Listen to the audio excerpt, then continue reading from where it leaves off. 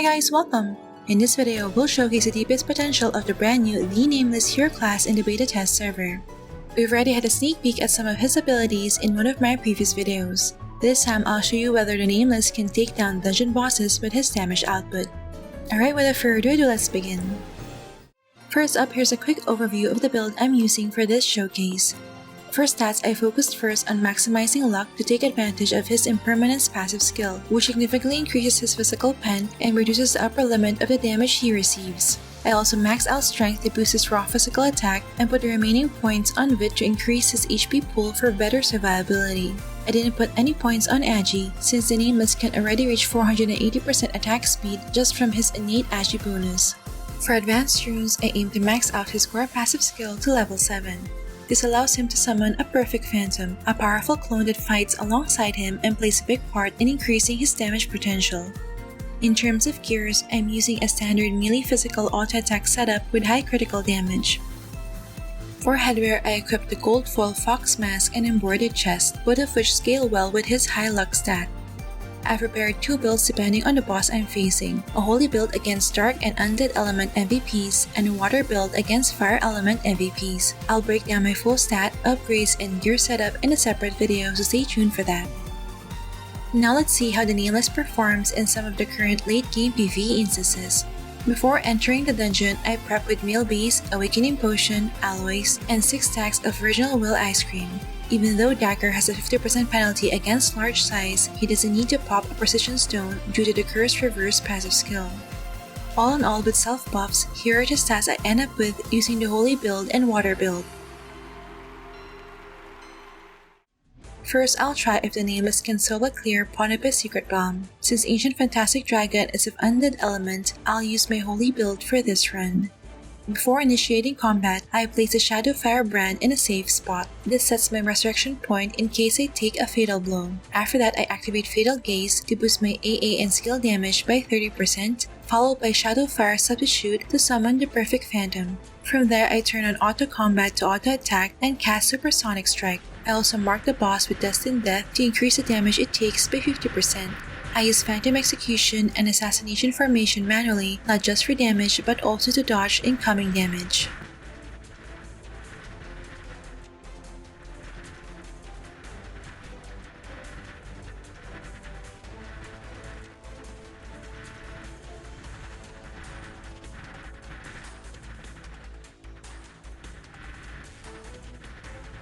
And that's it, the Nameless can successfully solo clear Ponipus Secret Realm in just a short time. Next, let's head to Palace of Ghosts Legend difficulty. Since Gain is a fire element boss, I switch over to my water build for better elemental advantage.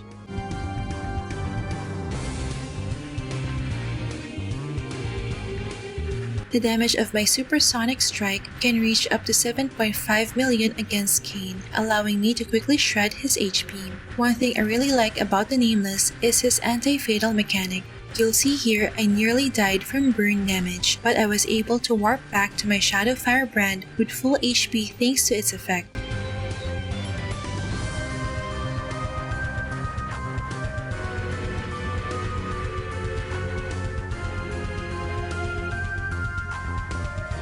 And that's another successful solo clear, this time against Kain in Palace of Ghosts Legend difficulty. Next, let's move on to Space of Time Legend difficulty. Since Space Time Dragon is of dark element, I use my holy build again for better elemental advantage.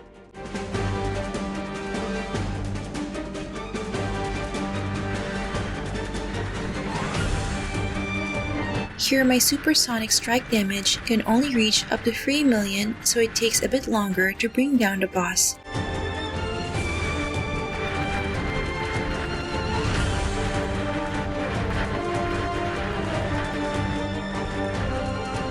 Thankfully, the Nameless Phantom Blink makes it easy to dodge the large rectangular AoEs. I always make sure to keep Shadow Firebrand active as guarantee against deadly attacks.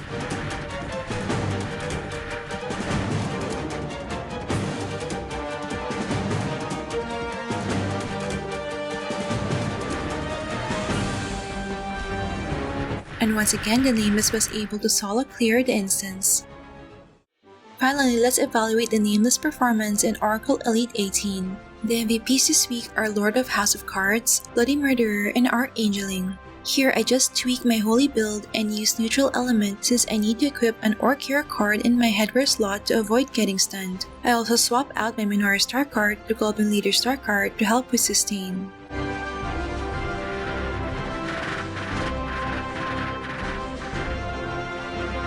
As you can see, I was able to handle the first few waves of mobs without any issues.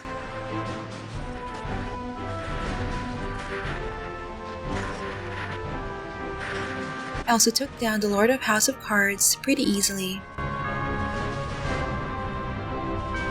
However, I had trouble during Wave 7 against the Guardian Captains. They were very hard to kill and were fully healed by the Geographers in Wave 10. This led to accumulation of multiple mob waves, which overwhelmed me and caused the run to fail. So based on this run, I'd say the Nameless isn't the best choice for mob-heavy dungeons like Oracle, at least not as solo DPS.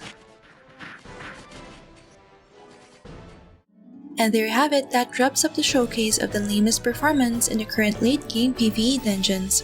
As you've seen, the Nameless has a good mix of damage and survivability, making him a strong choice for solo clearing PVE content. However, he still has some limitations, especially in mob-heavy dungeons. Are you planning to main the Nameless? Let me know your thoughts in the comment section below. I'll be releasing a detailed guide on his skill set and DPS build in another video, so stay tuned for that. Alright, that's it for this video guys. Don't forget to like if you enjoyed watching this guide. If you're new here, I would love you to consider subscribing by hitting the subscribe button down below. I would love to have you back. Thank you for watching and see you in our next episode.